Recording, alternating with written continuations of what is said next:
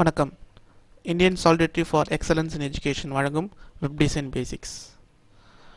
எங்களுடைய அணியை தலைமை தாங்கி நடத்துபவர் lion doctor A Maria Susai மற்றும் எங்களது குழுவினர் miss Alexander G Sachin, R Ramkumar, R K டயனாஜின்.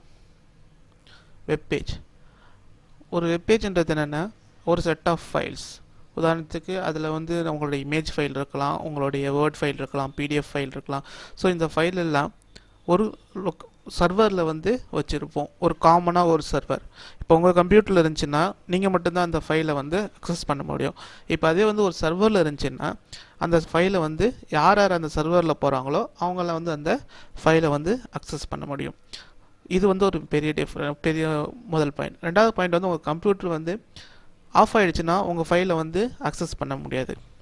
வேறு சர்வரில் இருக்கிற ஃபைலை எப்போ வேணால் நம்ம அக்சஸ் பண்ணலாம். 24 ஹவர்ஸும் அந்த சர்வர் ஆன்லேயே இருக்கும். சரிங்களா? அடுத்தது இப்போ அந்த ஃபைல்ஸை நம்ம எப்படி சர்வர் அக்சஸ் பண்ணுறோம், எப்படி அந்த ஃபைலை பார்க்குறோம் அப்படின்னு பார்த்தீங்கன்னா அதுக்கு முக்கியமாக தேவை வெப் ப்ரௌசர். வெப் ப்ரௌசர் பார்த்தீங்கன்னா ஒப்பேரா இருக்குது, ஃபயர்ஃபாக்ஸ் இருக்குது, சஃபாரி இருக்குது, கூகுள் குரோம் இருக்குது, இன்டர்நெட் எக்ஸ்ப்ளோரர் இருக்குது. இப்போ சிலதெல்லாம் அந்த கம்பெனியோட ப்ரொப்ரைட்ரி வெப் ப்ரௌசர். உதாரணத்துக்கு இப்போ இன்டர்நெட் எக்ஸ்ப்ளோரர் எடுத்துட்டிங்கன்னா அது மைக்ரோசாஃப்ட் கம்பெனியோட ப்ரொப்ரைட்ரி சாஃப்ட்வேர். அது விண்டோஸில் மட்டும்தான் ஒர்க் ஆகும். சஃபாரி எடுத்திங்கன்னா அது ஆப்பிள் ஓஎஸோட ப்ரொப்ரைட்ரி சாஃப்ட்வேர், ஆப்பிள் ஓஎஸில் மட்டும் ஒர்க் ஆகும். இப்போ ஒப்பேரா, ஃபயர்ஃபாக்ஸ், கூகுள் குரோம் எடுத்திங்கன்னா இது மூணுமே ஓப்பன் சோர்ஸ் வெப் ப்ரௌசர்ஸ். இது மைக்ரோசாஃப்ட் விண்டோஸ்லேயும் ஒர்க் ஆகும், ஆப்பிள்லேயும் ஒர்க் ஆகும், அதே போல் சஃபாரிலையும் ஒர்க் ஆகும்.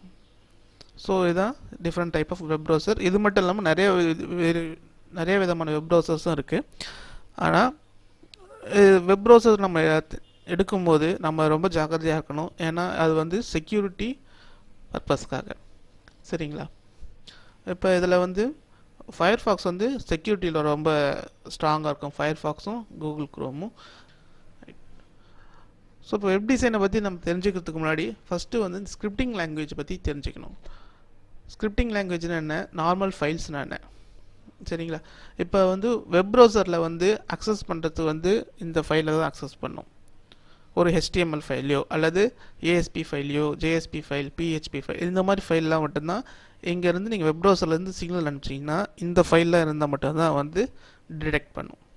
இப்போ நீங்கள் ஏதாவது ஒரு ஃபைல், ஏதோ ஒரு பேஜ் ஓப்பன் பண்ணிங்கன்னா அதை கடைசியில் பாருங்கள், இந்த மாதிரி .html, .html முடியும், .asp முடியும், .jsp, .ph அது மாதிரி சில வெப்பேஜஸில் முடியும். சில வெப்பேஜஸில் இதெல்லாம் ஹைட் பண்ணியிருப்பாங்க. ஸோ அதை நீங்கள் பார்க்க முடியாது. பட் ஜென்ரலாக ஓரளவுக்கு கொஞ்சம் பழக்கமான பிறகு உங்களுக்கே தெரிஞ்சிடும் இது HTML ஃபைலா அல்லது JSP ஃபைலா, அந்த ASP ஃபைலான்னு சொல்லிட்டு உங்களுக்கு பழக்கமான பிறகு உங்களுக்கே தெரிஞ்சிடும். இதில் எந்த லாங்குவேஜ் யூஸ் பண்ணாலும் சரி, அங்கே ஆரம்பிக்கிறது எப்பயுமே HTML தான் ஆரம்பிக்கும்.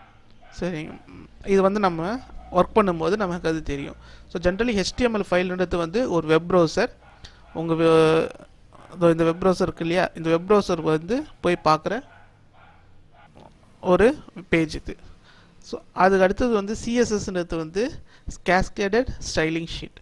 இது என்னென்னா இந்த HTML எப்படி தெரியணும். உதாரணத்துக்கு பேக்ரவுண்டு பிளாக்காக இருக்கணும், இல்லை பேக்ரவுண்டு ப்ளூவாக இருக்கணும், அது மாதிரி பண்ணுறதுக்காக யூஸ் பண்ணுறது தான் CSS.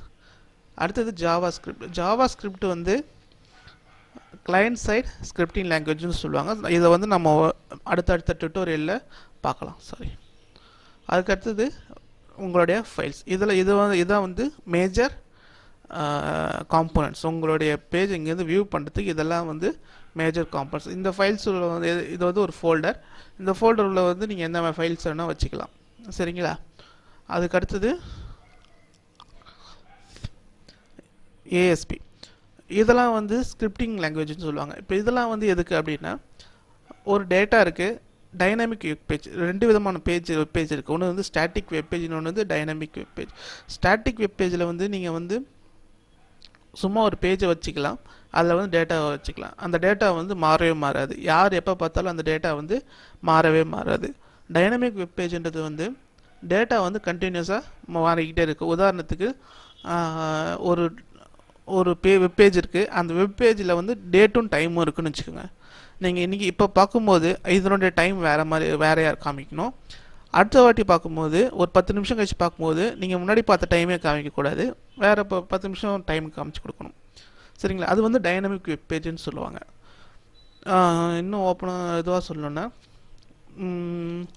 உதாரணத்துக்கு நீங்கள் ஒரு கடைக்கு ஒரு ஆன்லைன் ஷாப்பிங் பண்ணுறீங்க. ஷாப்பிங் பண்ணும்போது நீங்கள் வந்து பர்ஸோட இதெல்லாம் பார்க்குறீங்க. அப்போ வந்து உங்களுக்கு வெறும் பர்ஸோட டேட்டா மட்டும்தான் காமிக்கணும். அடுத்தது பேக்கை பார்க்க போகிறீங்கன்னும் போது பேக்கோட டேட்டாவை காமிக்கணும்.